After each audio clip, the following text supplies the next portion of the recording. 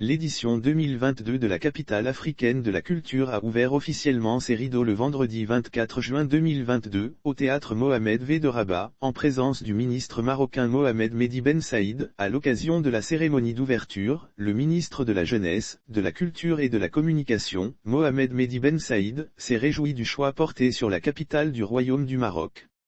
Pour la ville de Rabat et tout le Royaume du Maroc, c'est un formidable tremplin pour promouvoir des valeurs de dialogue et de tolérance. Le choix de Rabat comme première capitale de la culture africaine constitue une occasion de mettre en valeur la richesse et la diversité de la culture africaine, avec ses composantes matérielles et immatérielles, à travers une programmation culturelle, artistique et patrimoniale diversifiée.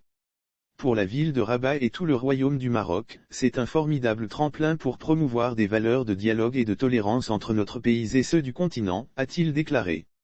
La capitale du Royaume sera donc pendant toute une année, une destination culturelle et artistique africaine.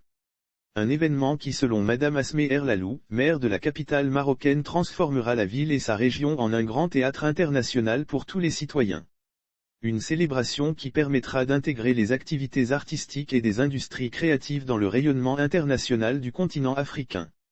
Un vecteur de sentiment d'appartenance pour la présidente de l'Organisation des cités et gouvernements locaux unis d'Afrique, Madame Fatimou Abdel Malik, c'est un environnement de levier formidable de développement et de création de richesses pour l'ensemble du continent, car la manifestation n'est pas seulement réservée à la ville choisie.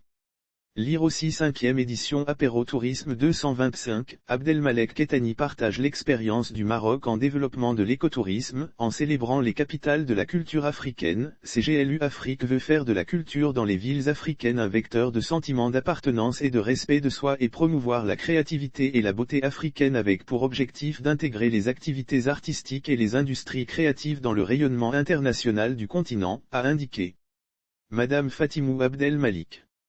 Pour rappel, les activités de cette célébration se poursuivront jusqu'en mai 2023, et connaîtront la présentation des meilleures créations dans les divers arts. Avec Sercom,